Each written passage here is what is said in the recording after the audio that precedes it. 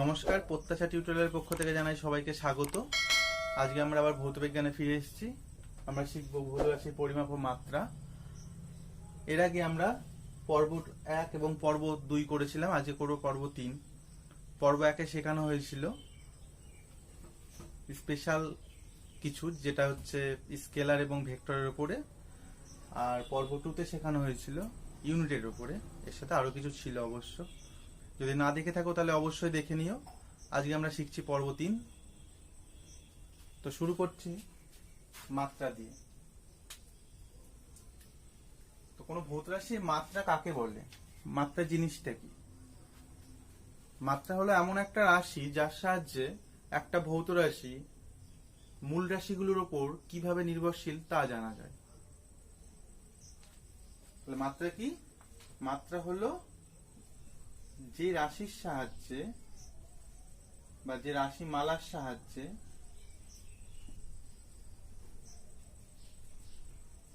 কোন ভৌত রাশি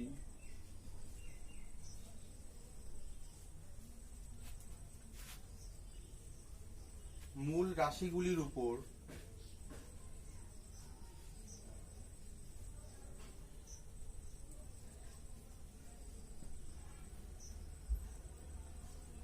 কিভাবে নির্ভরশীল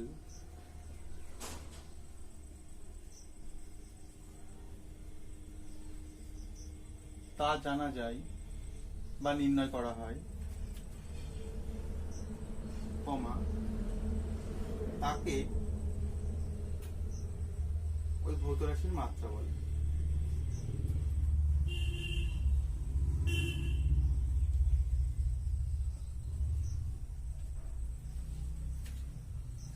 একটা ভৌত রাশি মূল রাশিগুলির উপর কিভাবে নির্ভরশীল সেইটা যা সাহায্যে জানা যাবে, সেটাই হচ্ছে ওই ভৌত রাশির মাত্রা। তাহলে মূল রাশিগুলো কি কি আছে? যেমন দৈর্ঘ্য আছে একটা, প্রস্থ আছে, দৈর্ঘ্য নয় প্রস্থ নয়, দৈর্ঘ্য আছে, ভর আছে, সময় আছে, আরো আছে। তো এই তিনটি রাশিকে প্রথমত প্রাথমিক রাশি বলা হয়, এদের এককে প্রাথমিক একক বলা হয় সাধারণত। তাহলে আরো তো রাশি আছে, তারা হচ্ছে লব্ধ রাশি। সেই লব্ধ রাশির যে মাত্রা, সেই লব্ধ রাশিগুলো এদের উপর কিভাবে নির্ভরশীল তা জানা যাবে। কোনটা গুণ অবস্থায় আছে, কোনটা ভাগ অবস্থায় আছে, সেইগুলো নির্ণয় করা যাবে। লব্ধ রাশিটা তো নিশ্চয়ই এই মৌলিক রাশি দিয়ে গঠিত হবে। এবার সেই লব্ধ রাশিগুলো এই মৌলিক রাশি গুলো দিয়ে কেমন ভাবে গঠিত, সেটা মাত্রার সাহায্যে খুব সহজেই নির্ণয় করা যায়। শুধু মাত্রাটা জানলেই চলে যায়। তো এখন আমরা শিখবো মাত্রা কিভাবে নির্ণয় করা হয়। তার আগে আমরা দেখে নেবো যে মূল রাশিগুলোর মাত্রা কিরকম হয়। কারণ মূল রাশিগুলোর মাত্রা কিরকম হয় সেটা যদি না জানা থাকে, তাহলে আমরা লব্ধ রাশিগুলোর মাত্রা বের করতে পারবো না। কারণ লব্ধ রাশিগুলো মূল রাশিগুলো দিয়েই গঠিত হয়। যেমন দৈর্ঘ্যের মাত্রা কি হবে? দৈর্ঘ্যের মাত্রা কেমন হবে? দৈর্ঘ্যের মাত্রা হবে এল, এবং এটাকে থার্ড ব্র্যাকেটের মধ্যে ডিনোট করা হয়। ইন্টারন্যাশনাল নিয়ম অনুযায়ী মাত্রাকে থার্ড ব্র্যাকেটের মধ্যে দেওয়া হয়। আজকাল থার্ড ব্র্যাকেটের মধ্যে না দিলেও কোনো ভুল নেই, তুমি থার্ড ব্র্যাকেটের মধ্যেও দিতে পারো, আবার নাও দিতে পারো। তাহলে দৈর্ঘ্যের মাত্রা কেমন হয়? এল। কেন দৈর্ঘ্যের মাত্রা এল হয়? কারণ দৈর্ঘ্য একটাই রাশি, ওটাকে এল দিয়ে ডিনোট করা হয়। দৈর্ঘ্য হলো। ভরের মাত্রা কেমন হবে? ভরের মাত্রা হবে, এটাকে যেহেতু ভর ইংরেজি ম্যাস, তাই এটাকে এম দিয়ে ডিনোট করা হয়। মাস মানে ভর, তাই এটাকে এম দিয়ে ডিনোট করা হয় বড় হাতে। সময়ের মাত্রা কেমন হবে? সময়ের মাত্রা কেমন হয়? সময়ের মাত্রাকে টি দিয়ে ডিনোট করা হয়। এইগুলো জানতে হবে, কারণ এগুলো মৌলিক। এইগুলোকে ধরে নিয়েছে যে দৈর্ঘ্যের মাত্রা এল, লেংথ মানে যেহেতু দৈর্ঘ্য, তাই দৈর্ঘ্যের মাত্রাকে এল দিয়ে ডিনোট করা হচ্ছে, ভরের মাত্রাকে এম দিয়ে ডিনোট করা হচ্ছে, আর সময়ের মাত্রাকে টি দিয়ে ডিনোট করা হচ্ছে, কারণ সময় ইংরেজি টাইম। ঠিক আছে। কিভাবে? যদি আমরা ক্ষেত্রফলের মাত্রা বের করি, তাহলে কেমন দাঁড়াবে ক্ষেত্রফলের মাত্রা? ক্ষেত্রফল মানে আমরা জানি সাধারণত যে আয়তক্ষেত্রের ক্ষেত্রফল মানেই কত, দৈর্ঘ্য সাথে প্রস্থ গুণ করতে হয় আয়তক্ষেত্রের ক্ষেত্রফল। তার মানে আমরা দেখতে পাচ্ছি ক্ষেত্রফল মানে দুটো দৈর্ঘ্যের গুণফল। অ্যাকচুয়ালি এখানে প্রস্থ আছে, প্রস্থ বলে তো অ্যাকচুয়ালি কিছু হয় না, প্রস্থটা অ্যাকচুয়ালি দৈর্ঘ্য। আয়তক্ষেত্রের যেটা বড় দৈর্ঘ্য সেটাকে আমরা দৈর্ঘ্য বলে জানি, আর যেটা ছোট দৈর্ঘ্য সেটাকে আমরা স্পেশাল নাম দিয়েছি প্রস্থ। তাহলে আমরা দেখলাম ক্ষেত্রফল সমান হচ্ছে দৈর্ঘ্য ইন্টু প্রস্থ। তাহলে দৈর্ঘ্যের মাত্রা আমরা কি দেখলাম, এখানটায় এল দেখলাম। তাহলে এই দৈর্ঘ্যের ক্ষেত্রে একটা এল আসবে, এখানে ইন্টু আছে, ইন্টু এই প্রস্থের জন্য একটা এল আসবে। তাহলে এটা কেমন হয়, এল ইন্টু এল মানে এল স্কোয়ার। তাহলে ক্ষেত্রফলের মাত্রা কত হবে, এল এর মাথায় স্কোয়ার। ঠিক একইভাবে আয়তনের মাত্রা কেমন হবে, আয়তনের মাত্রা তিনটি দৈর্ঘ্যের গুণফল। আয়তন হচ্ছে তিনটি দৈর্ঘ্যের গুণফল। তার মানে কি হবে আয়তনের মাত্রা, L into L into L. তার মানে তিনটে এল গুণ করলে কত হয়, এল কিউব। তাহলে আয়তনের মাত্রা হবে এল কিউব। বোঝা গেল অবধি? তাহলে মাত্রা কাকে বলে, মাত্রা একটা রাশিমালা, যে রাশিমালার সাহায্যে কোনো ভৌত রাশি মূল রাশিগুলির উপর কিভাবে নির্ভরশীল সেইটা জানা যাবে। যেমন দেখো এখানে দৈর্ঘ্যের মাত্রা আমি লিখেছি এল, তার মানে এখানে একটাই এল আছে, তার মানে এটাকে আমরা বুঝবো দৈর্ঘ্যের মাত্রা। এটা কোনো কিছুর উপর নির্ভরশীল নয়, জাস্ট শুধুমাত্র এল আছে। কিন্তু এখানে আয়তনের মাত্রা দেখো এল কিউব দেওয়া আছে, আয়তনের মাত্রাতে দেওয়া আছে এল কিউব। তার মানে এখান থেকে আমরা বুঝতে পারি এখানে তিনটি দৈর্ঘ্য গুণ আকারে আছে। তাহলে আমরা বুঝতে পারলাম যে আয়তনটা মূল রাশিগুলোর উপর কিভাবে নির্ভরশীল। এল কিউব থেকে আমরা বুঝতে পারি, এল কিউব দেখলে আমরা বুঝতে পারি তিনটি দৈর্ঘ্য গুণ আকারে আছে। তার মানে আয়তনটা শুধুমাত্র দৈর্ঘ্যের উপর নির্ভরশীল, এবং কটা দৈর্ঘ্যের উপর, তিনটি দৈর্ঘ্য গুণ আকারে। আয়তনের মধ্যে কোনো ভর নেই, সময় নেই। এই মাত্রা দেখে এটা সহজেই নির্ণয় করা যায়। ক্লিয়ার? আচ্ছা চলো এবার আমরা আরো কিছু মাত্রা দেখে নিই। এই ঘনত্বের মাত্রা কেমন হয় সেটা জানতে গেলে আমাকে আগে জানতে হবে এই ঘনত্বের রাশিমালাটা কি, ঘনত্ব ইকুয়েশনটা সেটা আগে জানাটা আবশ্যক। তো আমি এখানে লিখে দিচ্ছি, ঘনত্ব সমান আমরা জানি কি, ভর বাই আয়তন। ভরকে আয়তন দিয়ে ডিভাইড করলে ঘনত্ব বের হয়। এগুলো মুখস্থ করে রাখবে ইকুয়েশন গুলো, তাহলে মাত্রা সহজেই নির্ণয় করতে পারবো। পরীক্ষার সময় যখন আসবে আমাদের মুখস্থ করা লাগবে না মাত্রাগুলো। তাহলে ঘনত্ব সমান আমরা জানি ভর বাই আয়তন। তাহলে আমরা এবার ঘনত্বের মাত্রা বের করব।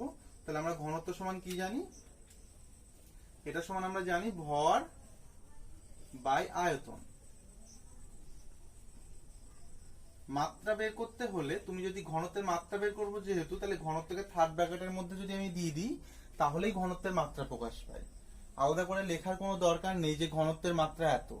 ঘনত্বকে যদি থার্ড ব্র্যাকেটের মধ্যে লিখি তাহলেই ঘনত্বের মাত্রা প্রকাশ পাবে। তাহলে ঘনত্বকে থার্ড ব্র্যাকেটের মধ্যে দিয়ে দিলাম, তাহলে এটাকেও থার্ড ব্র্যাকেটের মধ্যে দিতে হবে আমাকে। তাহলে এটা সমান আমি কি পাই, ভরের মাত্রা আমরা তো জানি, ভরের মাত্রা কি পেয়েছিলাম আমি একটু আগে, এম। আর আয়তনের মাত্রা একটু আগে কি পেয়েছিলাম, এল কিউব। এটাকে থার্ড ব্র্যাকেটের মধ্যে, আবার এখান থেকে তুমি থার্ড ব্র্যাকেট উঠিয়েও দিতে পারো, কারণ তুমি তো মাত্রা লিখে ফেলেছো। এখানে মাত্রা লিখেছিলাম না, আমরা ঘনত্বের মাত্রা বের করছি, তাহলে ঘনত্বকে থার্ড ব্র্যাকেটের মধ্যে দিলাম, তার মানে ঘনত্বের মাত্রা বের করবো। আর ঘনত্ব সমান আমরা জানি ভর বাই আয়তন, তাই এটাও থার্ড ব্র্যাকেটের মধ্যে পড়ে যায়। এবার তুমি ভরের মাত্রা কত, এম, তাহলে তো তুমি মাত্রা লিখে ফেলেছো, তাই আর থার্ড ব্র্যাকেটের কোনো দরকার থাকে না। কিন্তু ইন্টারন্যাশনাল নিয়ম অনুযায়ী বলেছে থার্ড ব্র্যাকেট না দরকার থাকলেও তুমি দাও। কিন্তু এই অনুসারে যে যেহেতু আমি থার্ড ব্র্যাকেটটা মাত্রা প্রকাশ করে, আমি যেহেতু ভরের মাত্রাটা এম লিখে ফেলেছি, আয়তনের মাত্রা এল কিউব লিখে ফেলেছি, তাহলে এদের তো আর মাত্রা হয় না, তাই থার্ড ব্র্যাকেটটা তুমি এখানে না লিখলেও চলবে। তো আমি লিখছি না, তোমরা লিখলেও লিখতে পারো। তাহলে এখানে কত হবে, এম। এই এল কিউবটা মাত্রাটাকে সবসময় একটা লেংথে লেখা হয়, কোনো বাই আকারে লেখা হয় না। তাহলে আমি যদি এই এল কিউবটাকে তাহলে উপরে ওঠানো লাগবে, উপরে উঠালে কি হয়ে যাবে, নিচের পাওয়ারটা মাইনাস হয়ে যাবে। এল এর পাওয়ার কত ছিল, 3, তাহলে এখানে -3 হয়ে যাবে সূচকের নিয়ম অনুসারে। যদি সূচক যদি না জানো তাহলে সূচকের ক্লাস করানো আছে, তোমরা দেখে নিতে পারো। তাহলে আর ঘনত্বের মাত্রা আমরা কি পেলাম, ml -3। অত বলার দরকার নেই, ml টু দি পাওয়ার -3, তোমরা শুধু এইটুকু বললেই হবে ml -3। ক্লিয়ার? এবার আমরা দেখব ঘনত্ব হলো, এরপরে আমরা মাত্রা দেখব, ধরো বেগের মাত্রা দেখব। তাহলে বেগ সমান আমরা কি জানি, আমি এখানে লিখে দিচ্ছি, বেগ সমান হচ্ছে সরণ বাই সময়। তাহলে এর মাত্রা, সরণের মাত্রা হচ্ছে কি, সরণ মানে কি, সরণ অ্যাকচুয়ালি কোনো দৈর্ঘ্যকে ডিনোট করে, যে কতটুকু দূরত্ব যাচ্ছে একটা নির্দিষ্ট দিকে, কতটা দূরত্ব যাচ্ছে সেটা হচ্ছে সরণ। তার মানে কতটা দূরত্ব বলছে, তার মানে দূরত্বটা কি, দৈর্ঘ্য একটা। তাহলে সরণের মাত্রাটা কেমন হবে, দৈর্ঘ্যের মাত্রার সমান, বাই সময়ের মাত্রা কি, সময়ের মাত্রা আমরা দেখলাম টি। তাহলে এইটাকে যদি আমি একটা লিঙ্কে প্রকাশ করি কত হবে, এল টি, এই টি এর মাথায় কিছু নেই মানে এখানে 1 ছিল, তাহলে উপরে উঠিয়ে দিলে -1 হয়ে যাবে। তাহলে বেগের মাত্রা আমরা কি পেলাম, এল টি -1। ঠিক একইভাবে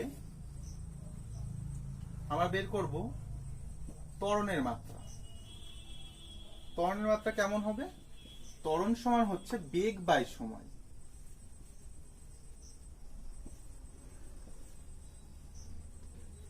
তাহলে বেগের মাত্রা আমরা কি পেলাম এখানে, lt -1, তাহলে আমরা এখানে lt -1 লিখে দিতে পারি, বাই সময়ের মাত্রা আমরা জানি t। তাহলে lt -1 ছিল উপরে, আর এখানে কিছু নেই মানে 1 আছে, তাহলে এটা উপরে উঠে গেলে কত হয়ে যাবে, -1, এইরকম। তাহলে এখানে t এর মাথায় এখানেও -1, এখানেও -1, এবং এখানে গুণ আকারে আছে, তাই কি হবে, এই পাওয়ার পাওয়ারে যোগ হয়ে যায়। তাহলে -1 প্লাস -1, এটা যদি যোগ করা হয় তাহলে -1 হয়, এটা সমান -2 হয়। বোঝা গেল ব্যাপারটা? তাহলে আমি একবারে লিখে দিচ্ছি এটা। তাহলে এখানটা একটা -1 ছিল, আবার এই 1টা উপরে উঠলে আর একটা -1 হবে, তাহলে -1 lt -2 হয়ে যাবে। তাহলে ত্বরণের মাত্রা হচ্ছে lt -2। ঠিক একইভাবে আমরা এবার মাত্রা বের করব, ধরো বলের মাত্রা বের করব। বলের মাত্রা কেমন হবে, বল সমান হচ্ছে ভর ইনটু ত্বরণ।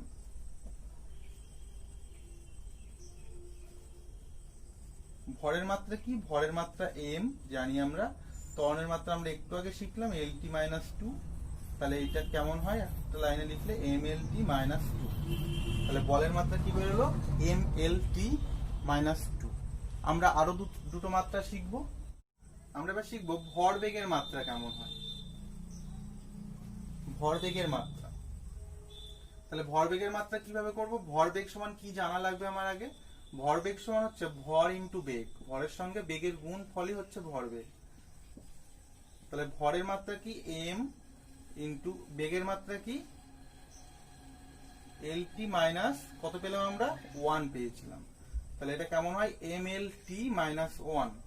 একটা জিনিস লক্ষ্য করো, এই ভরবেগের মধ্যে কি কি জিনিস আছে, ভরবেগের মাত্রা এইটা, এবং এমটা কি, ভরের মাত্রা, এলটা কি, দৈর্ঘ্যের মাত্রা, আর এই টিটা কি, সময়ের মাত্রা।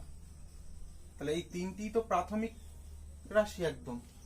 তাহলে তিনটি প্রাথমিক রাশি নিয়ে গঠিত একটা রাশি কি, ভরবেগ। এবং এই ভরবেগটা কি রাশি, একটা ভেক্টর রাশি।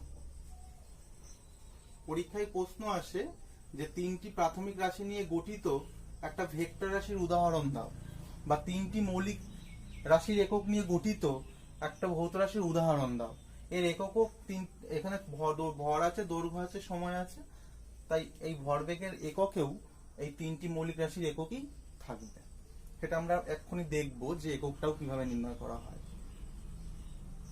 তাহলে কেমন প্রশ্ন আসবে, যে তিনটি মৌলিক রাশি নিয়ে গঠিত একটা ভৌত রাশির উদাহরণ দাও, তাহলে সেটা কি হবে, ভরবেগ। আরো আছে, তার জন্য আরেকটু স্পেসিফিক ভাবে বলে দেবে যে তিনটি মৌলিক রাশি নিয়ে গঠিত একটি ভেক্টর রাশির উদাহরণ দাও, তাহলে ভেক্টর রাশিটা কি হবে, ভরবেগ। আমরা যদি এবার দেখি কার্যের মাত্রাটা কেমন হয়, কার্যের মাত্রাটা কেমন হবে, কার্য সমান হচ্ছে বল ইনটু সরণ।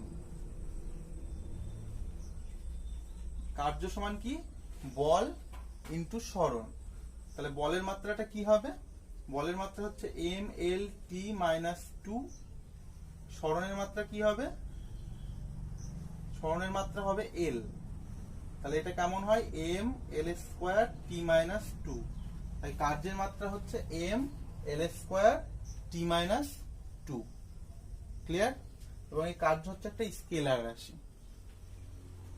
বোঝা গেল?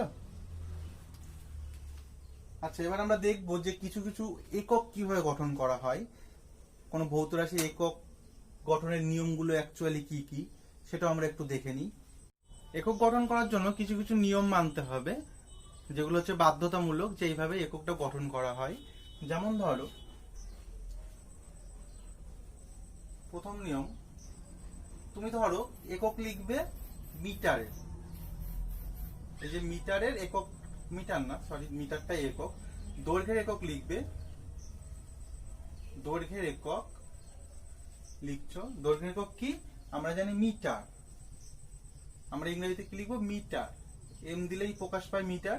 অনেকে কি করে, এই এম এর পরে ফুল স্টপ চিহ্ন দেয়, যেখানে শেষ।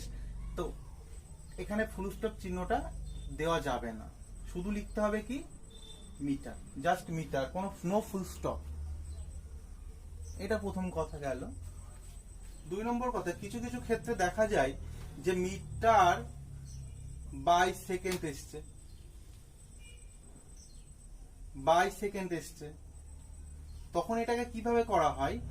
তখন এটাকে এইভাবে করলে হবে না। মিটার পার সেকেন্ড মানে এই বাইটাকেই পার হিসাবে লেখা হয় অনেক সময়। তাহলে এইভাবে লিখলে হবে না। ভাগ বোঝাতে দুটো পার থাকা যাবে না, ভাগ বোঝাতে একটা পার লাগাতে হবে। যেমন কি এইভাবে লিখতে পারো, metre per by second into, এটা মানে কি, এর নিচে কিছু নেই, মানে 1 আছে, তাহলে 1 বাই সেকেন্ড। তাহলে এটা কেমন হবে? Metre by second square. তাহলে এটা কেমন হবে? Metre per second square. এইভাবে লিখতে পারো। অথবা তুমি এই জিনিসটাকে এইভাবে লিখতে পারো, মিটার, এইটাকে যদি উপরে তুলে দাও তাহলে কি হয়ে যাবে? সেকেন্ড, এই 2 আছে এস এর মাথায়, তাহলে ওটা -2 হয়ে যাবে। তাহলে এটাকে হয় এইভাবে লিখতে পারো, অথবা এইভাবে লিখতে পারো, অথবা তুমি এইভাবেই রেখে দিতে পারো যে মিটার পার বাই সেকেন্ড আকারে। কিন্তু এখানে দুটো ভাগ ইউজ করা যাবে না ইউনিটে। ক্লিয়ার? আর যে নিয়মগুলো আছে, ধরো দেওয়া আছে দুটো ইউনিটের গুণফল। ধরো দেখা গেল দেওয়া আছে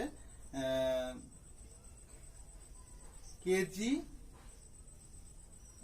গুণ আকার দেওয়া আছে KG metre per second square, এরকম দেওয়া আছে।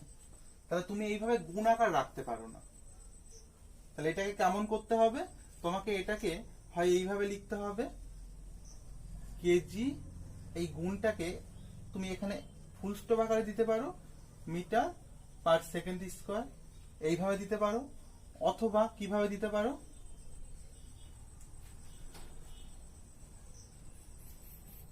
কেজি, এই মিটার আর কেজির মধ্যে কোনো ফুল স্টপ দেওয়ার দরকার নেই, একবারে পাশাপাশি লিখে দাও, KG metre per second square, এইভাবে দিতে পারো। অথবা কেমন করে দিতে পারো? কেজি, এখানে যেহেতু গুণ আছে তাহলে মিটারটাকে একটু সরিয়ে লেখো, মিটার পার সেকেন্ড স্কোয়ার, এইভাবে দিতে পারো। তাহলে এই তিনটের মধ্যে তোমাকে যে কোনো একটা ইউজ করতে হবে, এইভাবে ইউজ করা চলবে না।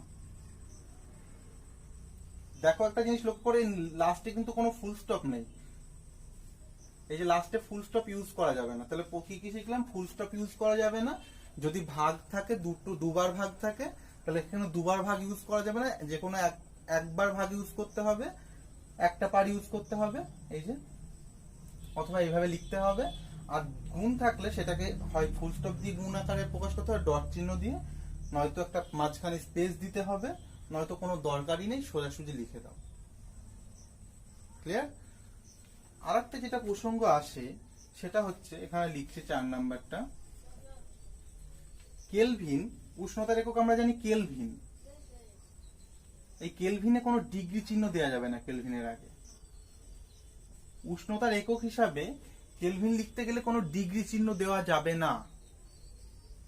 কিন্তু যদি দুটো উষ্ণতার পার্থক্য বোঝায়, সেখানে অবশ্যই ডিগ্রি কেলভিন দিতে হবে। এটা পার্থক্য যদি বোঝায়।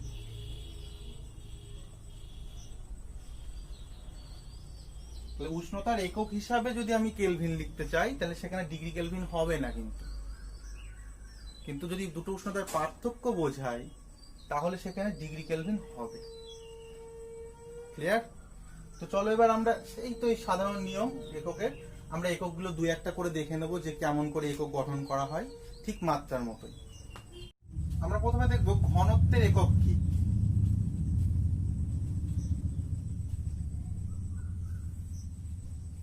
এক্ষেত্রেও তাই, তোমাকে মাত্রার মতোই এর ইকুয়েশন জানতে হবে। আমরা একটু আগে দেখলাম কি ঘনত্ব সমান ভর বাই আয়তন, একটু আগে দেখেছি। এই জিনিসটা তোমাকে জানতে হবে। তাহলে ভর বাই আয়তন মানে কি? তাহলে এসআই একক কি দাঁড়াবে? দুটো একক হবে এসআই একক।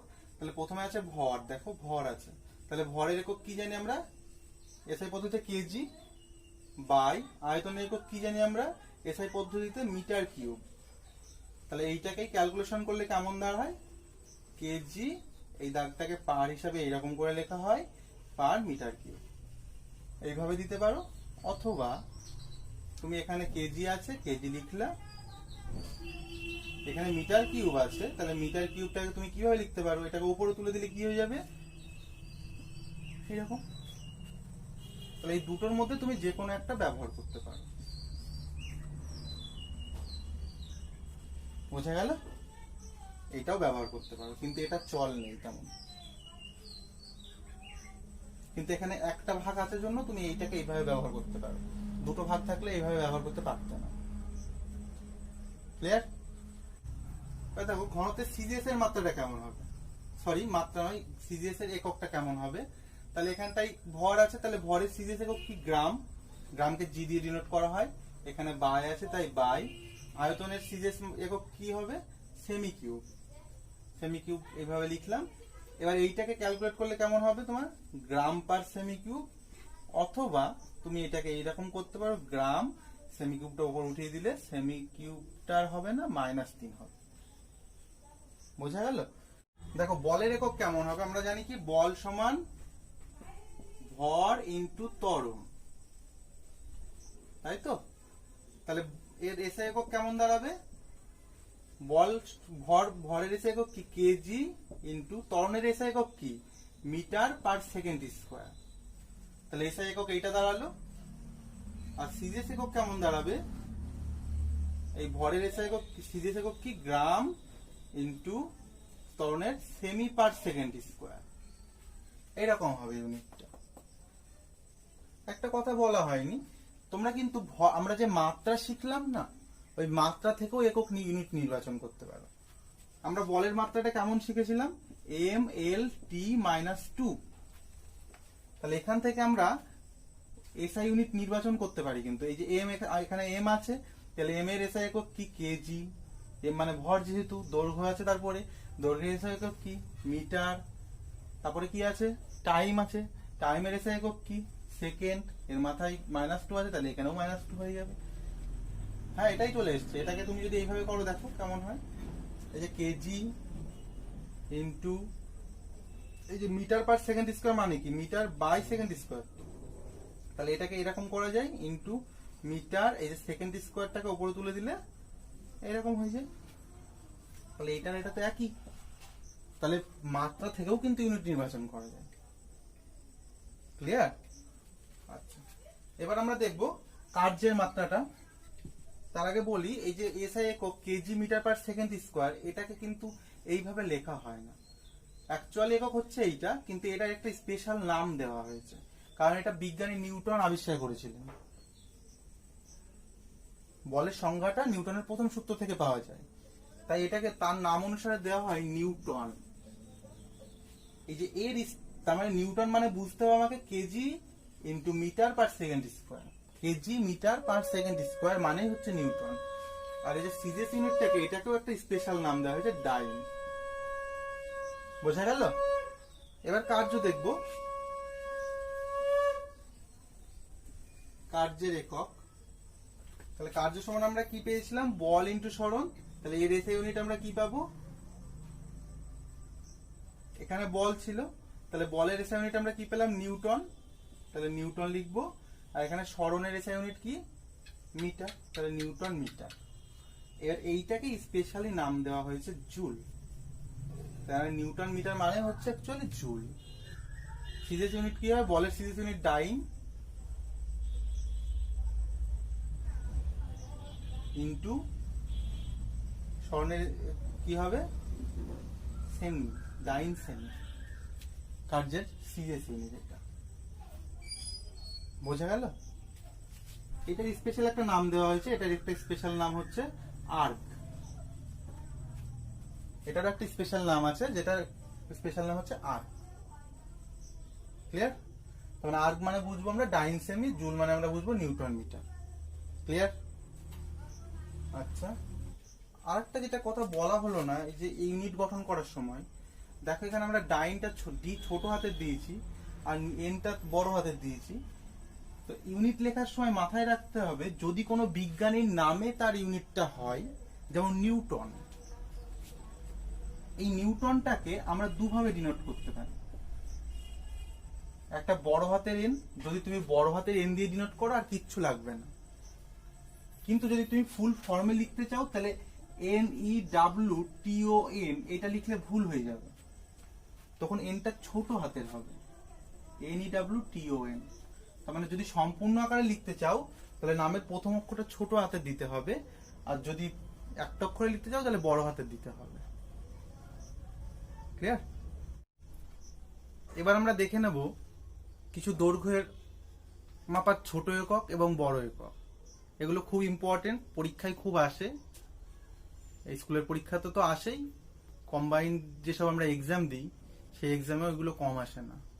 বলতে গেলে কম্বাইন্ড এক্সামে এখান থেকেই কোশ্চেন হয় যে খুব সব থেকে ছোট দৈর্ঘ্য মাপার একক কি, সব থেকে বড় দৈর্ঘ্য মাপার একক কি, এই টাইপের, এবং এটা দিয়ে কি করা হয়, কোন কাজে লাগানো হয়, এককটা কি মাপতে ব্যবহার করা হয়, এইটা কোশ্চেনটা খুব আসে।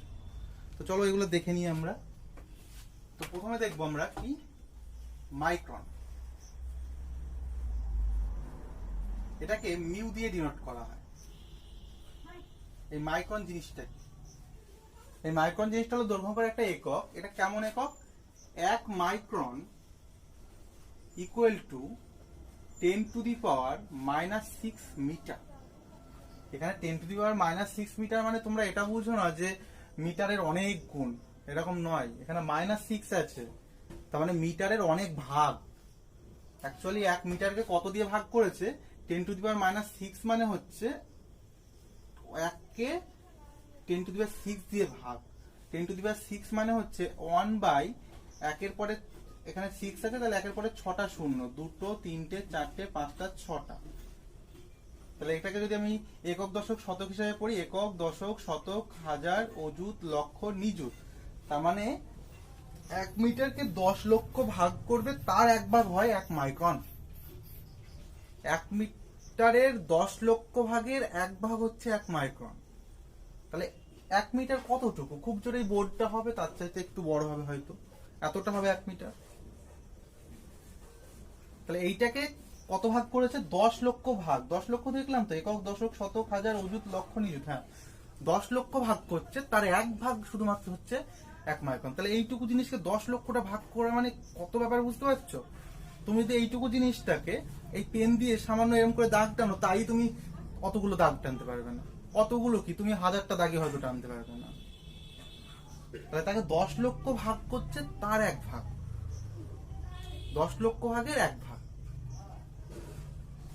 মানে কত ছোট, সেইটাকে বলছে 1 মাইক্রন। তাহলে এই মাইক্রন জিনিসটা দিয়ে, এত ছোট একক দিয়ে কি করা হয় সেটা জানাটা আবশ্যক। এত ছোট একক দিয়ে করা হয় কি, অণুবীক্ষণ যন্ত্রে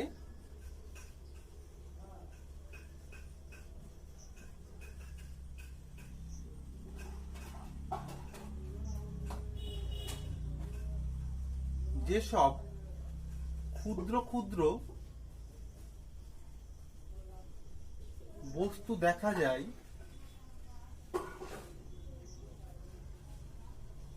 তাদের আকার মাপা হয়।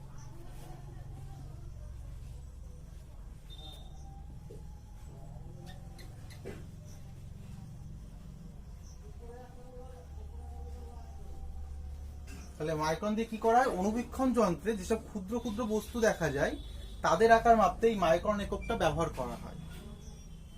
এক কথায় বলতে পারি আমরা আণুবীক্ষণিক জীবদের আকার মাপতে আমরা মাইক্রন এককটা ব্যবহার করি। বোঝা গেল?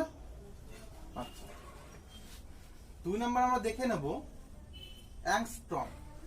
এবার আমরা দেখে নেব যে অ্যাংস্ট্রম জিনিসটা কি। এটাও একটা দৈর্ঘ্যের একক। কেমন একক? 1 অ্যাংস্ট্রম সমান 10⁻⁻10 মিটার। তার মানে এই দুটো এককের মধ্যে কোনটা ছোট একক? এইটা কিন্তু আরো ছোট একক। এটাকে কি করা হয়েছিল? 10⁻⁶। এটা কিন্তু 10⁻10 মিটার।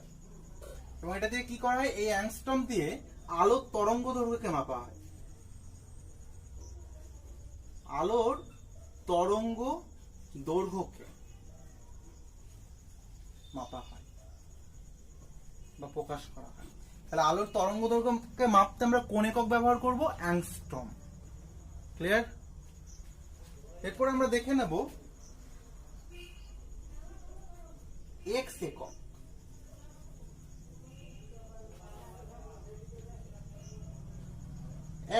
এক্স ইউনিট মানে কি? Equal to 10⁻⁻13 metre. মানে এটা আরো ছোট, অ্যাংস্ট্রমের চাইতেও ছোট। এটা দিয়ে কি করা হয়? এটা দিয়ে অণু পরমাণুর এক্স একক দিয়ে কি করা হয়? অণু পরমাণুর ব্যাস মাপা হয়। আর একটা ছোট দৈর্ঘ্য একক পড়বো, সেটা হচ্ছে ফার্মি।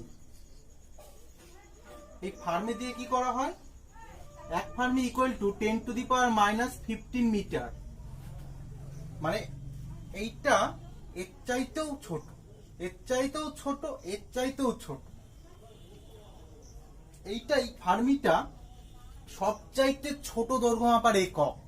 পরীক্ষায় খুব আসে যে সবচাইতে ছোট দৈর্ঘ্য মাপার এককের নাম কি? কি সেটা? ফার্মি। এটা কি? সবচেয়ে ছোট দৈর্ঘ্য মাপার একক কি সেটা? ফার্মি। 1 ফার্মি ইকুয়াল টু কত? 10⁻⁻15 মিটার। এই ফার্মি দিয়ে কি করা হয়? এটা দিয়ে করা হয় পরমাণু কেন্দ্রের ব্যাস মাপা হয়। সাবধান, এটা গুলিয়ে যায় কিন্তু। এবার দেখবো অ্যাস্ট্রোনমিক্যাল একক কি। অ্যাস্ট্রোনমিক্যাল একককে AU দিয়ে ডিনোট করা হয়। অ্যাস্ট্রোনমিক্যাল একক কাকে বলে? সূর্য থেকে পৃথিবীর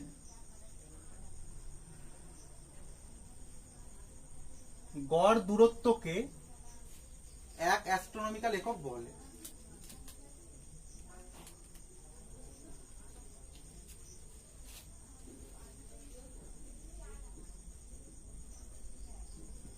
এক অ্যাস্ট্রোনমিক্যাল একক সমান কত?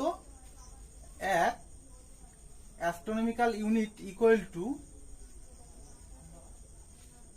1.495 ইন্টু 10⁸ কিমি প্রায়।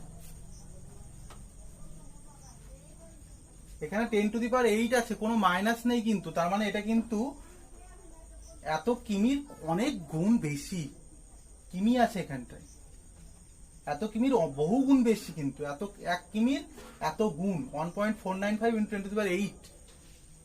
এটা দিয়ে কি করা হয়? সূর্য থেকে পৃথিবীর গড় দূরত্বটাকে প্রকাশ করা হয় এই একক দিয়ে।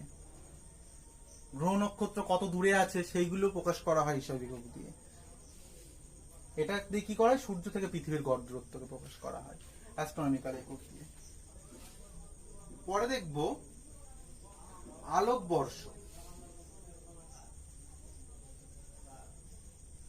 আলোকবর্ষ জিনিসটা কি? আলোকবর্ষ জিনিসটা হলো শূন্য মাধ্যমে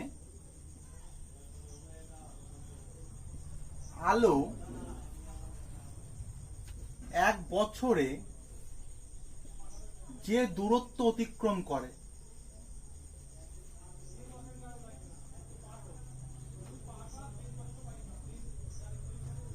তাকে 1 আলোকবর্ষ বলে।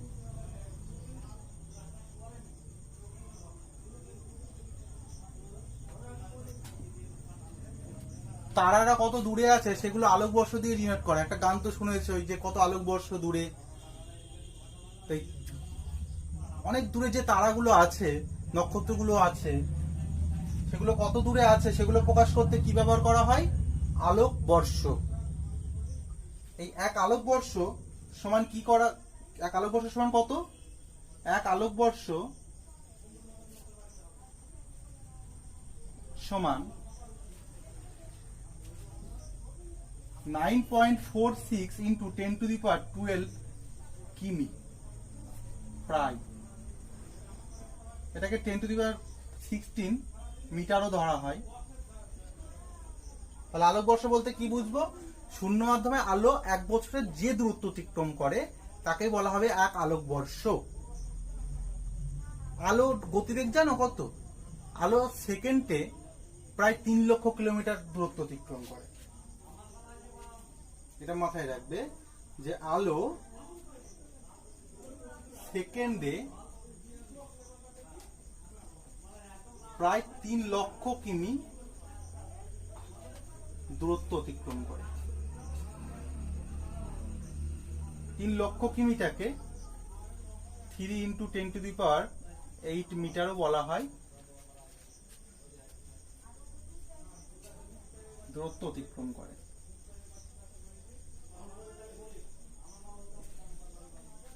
ক্লিয়ার? এরপরে আমরা দেখবো পারসেক।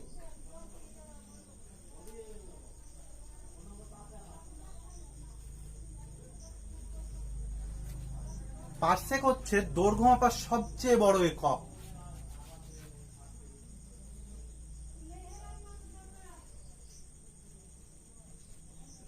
এটি দৈর্ঘ্য মাপার সবচেয়ে বড় একক। এই এক পারসেক ইকুয়াল টু কত? এক পারসেক সমান হচ্ছে 3.26 আলোকবর্ষ। মানে এটা অনেক বড় একক দৈর্ঘ্য মাপার। আলোকবর্ষই অনেক বড়। আলো হচ্ছে সেকেন্ডে প্রায় 3 লক্ষ কিলোমিটার অতিক্রম করে। 3 লক্ষ কিলোমিটার মানে চিন্তা করতে পারো যে কতটা দূরত্ব। এখান থেকে কলকাতার দূরত্ব কিন্তু 200 কিলোমিটার। 3 লক্ষ কিলোমিটার তাহলে কত দূরত্ব হতে পারে? সেকেন্ডে 3 লক্ষ কিলোমিটার অতিক্রম করবে। আলোকবর্ষ মানে হচ্ছে ওই রকম এক বছরে আলো যে দূরত্ব অতিক্রম করে সেটা হচ্ছে আলোকবর্ষ। আর পারসেক মিন্স আলোকবর্ষেরও 3.26 গুণ। ক্লিয়ার? তাহলে দৈর্ঘ্য মাপার সবচেয়ে বড় একক কি? পারসেক। ছোট একক কি? ফারেনহাইট। ক্লিয়ার? তাহলে আলোক কি পেলাম যে পারসেক সবচেয়ে বড় দৈর্ঘ্য মাপার একক, আলোকবর্ষ একটা বড় একক কিন্তু সবচেয়ে বড় নয়। এই অ্যাস্ট্রোনমিক্যাল এককও তাই। তো অনেক সময় প্রশ্ন আসে যে এই যে আলোকবর্ষ, এই আলোকবর্ষটা লব্ধ একক না মৌলিক একক? কি বলবে? মনে রাখতে হবে যে আলোকবর্ষ কাকে ডিনোট করছে? আলো এক সেকেন্ডে 3 লক্ষ কিলোমিটার অতিক্রম করে। তা আলোকবর্ষ কাকে বলছে? আলো এক বছরে যে দূরত্ব অতিক্রম করে। তার মানে দূরত্বটাকেই তো আলোকবর্ষ বলছে। তাহলে দূরত্ব এককই আলোকবর্ষের একক। তাহলে দূরত্বের একক মানে কি? দৈর্ঘ্যের একক। দৈর্ঘ্যের একক মৌলিক একক না লব্ধ একক? অবশ্যই মৌলিক একক। তাহলে আলোকবর্ষ একটা মৌলিক একক, লব্ধ একক নয় কিন্তু। মাথায় রাখবে। তাহলে আলোকবর্ষ মৌলিক একক, লব্ধ একক নয়। আজকের মতো এইটুকুই। ভালো লাগলে একটা লাইক করবে। আর যদি নতুন হও আমাদের চ্যানেলে তাহলে অবশ্যই সাবস্ক্রাইব করো। পরের ভিডিওগুলো দেখার জন্য যুক্ত থাকো আমাদের চ্যানেলে। ধন্যবাদ।